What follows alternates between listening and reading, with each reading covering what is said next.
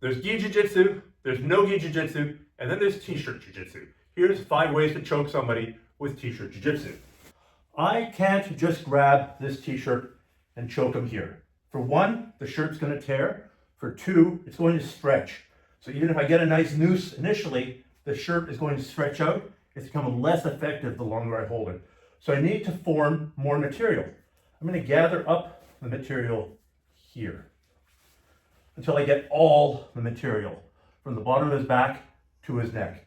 You can either feed it gradually here if you have the time, or if it's a self-defense situation, you might do something like sitting up to a hip bump, controlling the material, and if he drives you back down, I pull the material up. Now I've got a really good handle. If he's trying to hit me, this is actually a pretty good handle to pull him off balance. Now that I have a grip on essentially his right lapel, or his right t-shirt, I could, if I wanted to, feed my hand here, but I run into the same problem that this is loose material. So instead I'm going to take a second grip. It's like I'm holding a baseball, and then I'm going to swing him to the side and pass my forearm over his head, bring my forearms together, ear to ear, and choke him out. In the previous technique, I had the material gathered up and I was getting a cross grip. But I can also gather up the material and get a same side grip. So my right arm is coming over his left shoulder. I'm not crossing across his throat. I bring my fist into this hole behind his head, pass it in front and into his throat. Lift your head up, please, Richie. Basically, I'm going to use this to create a fulcrum to allow my fist to go straight into his throat. It's an Ezekiel choke, but it's augmented by the noose that you've made with the t-shirt. In gi jiu-jitsu, gi chokes from the back make up a huge percentage of finishes. You're lucky enough to get to his back, but he's not wearing a gi. He left that at home today. So what I'm going to do is I'm controlling his back. I might control his wrist to make it harder for him to get away. Then I'm going to take my arm that's coming over his shoulder and gather up the material here. I'm gathering up the material between his sleeve and his neck, and I'm trying to move it as high as possible. Now, I've got a noose here.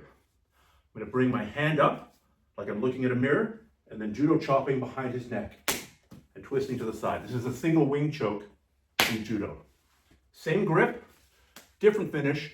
The most powerful gi choke in jiu-jitsu competition is to move my foot onto his hip, move my other foot across his hip, so as my shin is following his belt line, and then grab for his knee.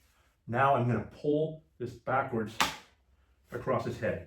If I want to make his life even more miserable, I can cross my ankles on top of his arm and choke him silly.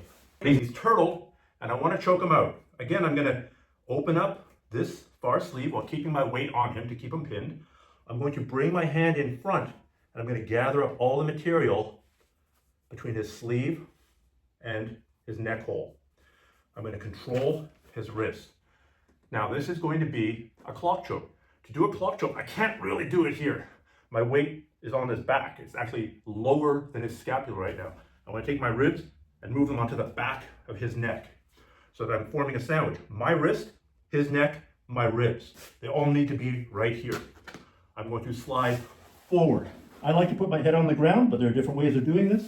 Then I'm going to sprawl, and I'm going to walk forward while pulling that loop this way.